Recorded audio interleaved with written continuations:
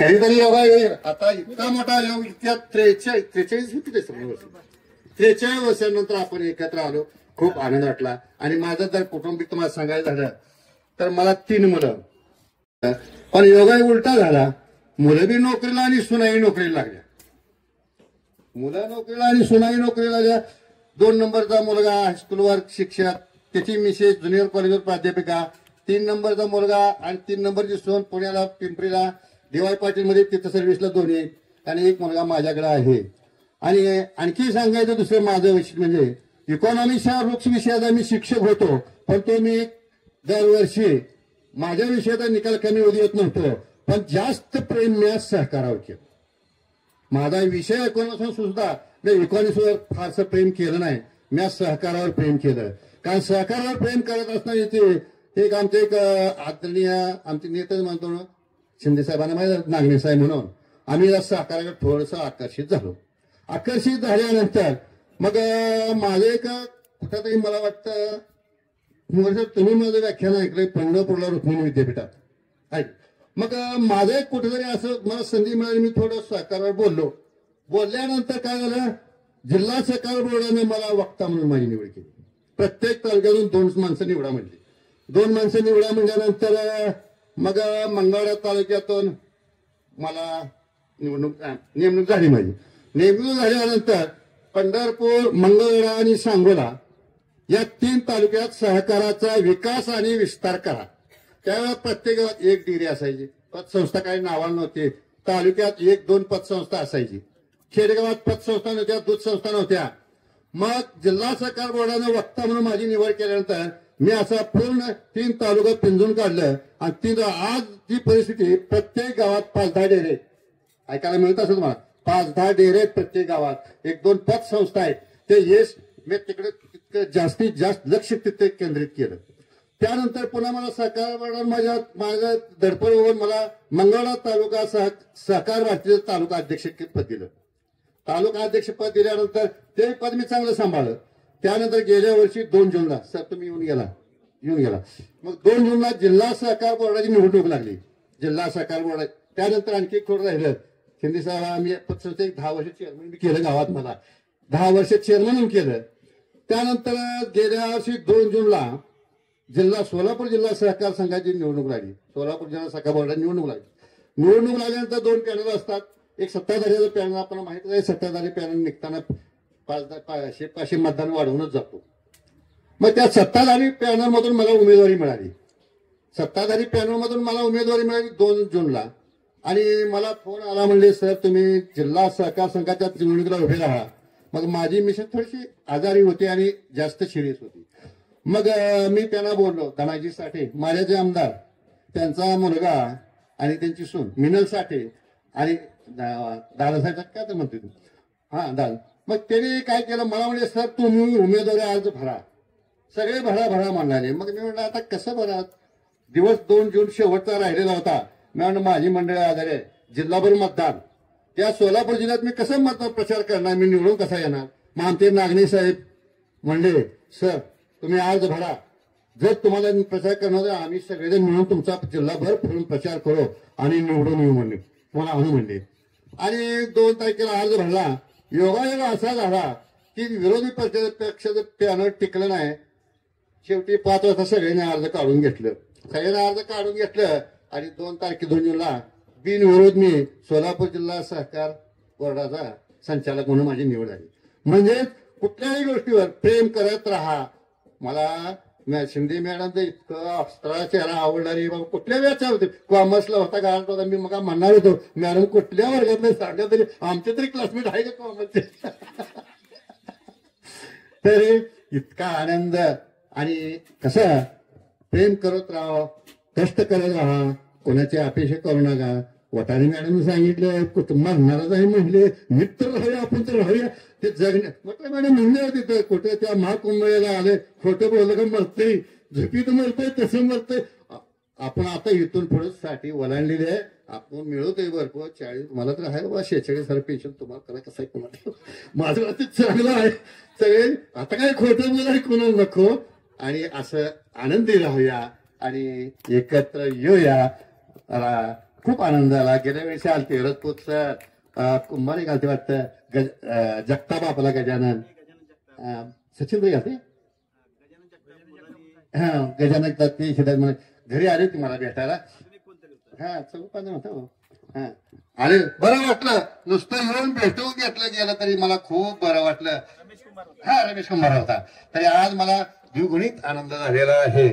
असंच आणि थोडं इतकी मोठी माणसं आपल्याकडे आहेत. हे जर 10-15 वर्षापूर्वी झालं असतं तर एकमेकाची कितीतरी कोणाकोणाची कामं झाली असती. आता 5 साथी संपून एकत्र आले. जाऊ द्या, गेलं आता जज प्रत्येकाची मुलं मुली चांगली लागलेली. आपण तर आता इथलं पण वटाय मॅडम तुमच्याकडे जमणार नाही बरं फिरायला, एक पाय मोडलेला आहे, जमणार नाही. फक्त तुम्ही इकडे ज्या याला बोलवाल त्यावेळेला रजपूत सरांनी फोन आला का आपण पंढरपूरची वारी आणि तिथे पंढरपूर करताना आंधळे पांगळे सुद्धा लोक ती वारी करते.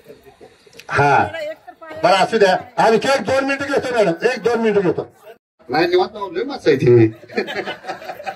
काय झालं, मी गाडीवरनं पडलो म्हणजे कसं गप्पा मारायला निघालो मी का घरी आहे.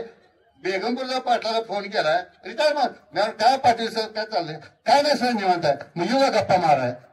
असं ऊन पडलंय म्हणला. मग मी मंगळवाड्याला येतो, तुम्ही मंगळवाड्याला गप्पा मारूया. मग आता एक वैशिष्ट्य, मी रिटायर 5 वर्ष झाली.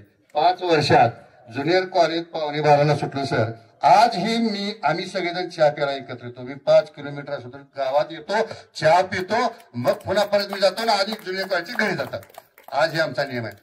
मग ते आले तिकडून, एक वाईट वेळ होती. ते आले सगळे हॉटेलला चहा प्यायला आले, मॅडम आमच्या आल्या. मग मी पण निघालो. मला म्हणजे आज सर चहा घेऊन जावं, कधीच चहा न म्हणलो नाही मी. त्या दिवशी म्हणलं नाही सर मला बेगमपूरला जायला आहे गप्पा मारा, मला काय चहा नको.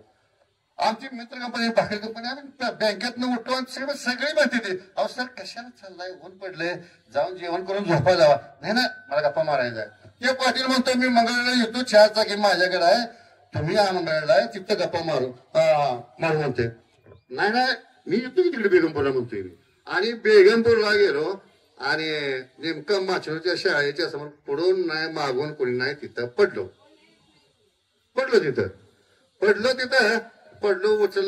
उचललं सराय म्हणल्यावर काय पळत आली, शिक्षक आले, उठलं खुर्चीवर बसलं, पाणी दिलं, पुन्हा गाडी मी तिथून उठतो गाडी घेऊन. मग माझ्याकडे मला काय चालवायचं गाडी मी 2011ला फोरव्हील घेतली, 2011ला घेतली, पण मला काय चालवायची जमली नाही. मी त्याचा प्रयत्न मी कधी केला नाही. मग घरी फोन केल्यानंतर दोघं गड्याला फोन केला, मुलाला फोन केला, मुला का बोलवलं घेऊन आला. गड्याला कळलं, गड्यात पिकअप होतं, कुठं चाललं गड्यात ती आली, 2 गाड्या आल्या, नेहला केलं, नीट झालो. पण जरा घरी आल्यानंतर भेटायला गेलो सगळे. मग त्याच्या भावड्याचा व्यवसाय म्हटल्यामुळे ती जमखंडीत एक माणूस आलं, भेटायला व्यापारी यायला लागले. म्हणजे सर तुम्ही गाणगापूरला जावा म्हणले.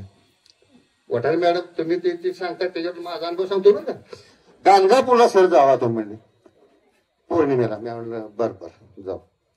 मग एक दिवशी जाऊ म्हणत 4-6 महिने गेले. मग मुलांनी माझ्या विद्यार्थ्यांनी जीपीटी लक्ष्मी देवडीच्या विद्यार्थ्यांनी फोन आला, सर काय करता मी काय नाही घरी सर काय गाणगापूरला जाऊ. मी म्हणलं नको कडे म्हणलं, पाय माझं दुखतोय म्हणलं, पाय का बघत नाही. झालं 20 मिनिटांनी परत एक फोन आला, कुठला शेरीवाडीच्या विद्यार्थ्यांना, असं नवीन गाडी घेतली चालेल गाणगापूर. आम्ही म्हणलं नाही मला पाय म्हणा, मला चालायच नाही. पुन्हा मंडळी आमची म्हणली अहो काहीतरी योगायोग असेल म्हणते, काहीतरी योगायोग असेल. सकाळी ते जमखंडीचा माणूस म्हणला गाणगापूरला जावा, ही फोन आले तर तुम्ही का जात नाही म्हणजे जावा. मी म्हणलं मला पाय दुखतोय चाला येत नाही, एसटीनं जावा म्हणजे. एसटीनं गेलो, पन्ना सोलापूरला, ही तर मंगळवेढला आलो. मंगळवेढला गाडी पार्किंग केली आमच्या ह्याला कंडक्टर ह्याला म्हणला गाणगापूरला जायला कसं जाऊ. पहिली वेळ तुझा म्हणला सोलापूरला, इथं कुठं काय नाही म्हणला. सोलापूरला गेलो, एसटीत बसलो. एक सर खूप वयस्कर, एवढी दाढी वाढलेला, फाटकी कपडे, एवढं मोठं बोचक, एक डोळाही नव्हता आणि एक पायही नव्हतं त्याला. त्याचे सगळं गाडी फोन त्याचं सायचं शीट रिकमत होत. कुणी बसलं म्हणजे हे होता अस्वच्छ, कुणी बसलं नव्हतं. मग बसल्यावर मग थोडं जास्त काय बोललो नाही.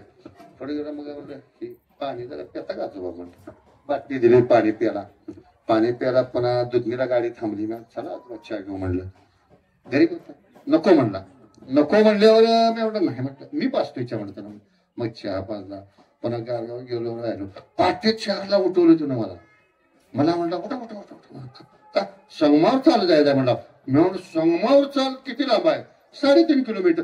याड बीट लागले काय म्हणलं. मी गावात चहा प्यायला हॉटेलमधून गाडीवर जातो म्हणलं. 3.5 किलोमीटर मला पाय बी नाही म्हणला. माझं तुमचं चांगलं पाय की म्हणला. मला पाय बी नाही म्हणलं. मी चालतो तुम्हाला काय झालं? माझं चांगलं पाय म्हणलं. काय नाही मॅडम 3.5 किलोमीटर संगमावर गेलो. संगमावरनं 3.5 किलोमीटर आलो आणि तिथनं माझा आत्मविश्वास वाढला. तिथनं मी चालायला लागलो.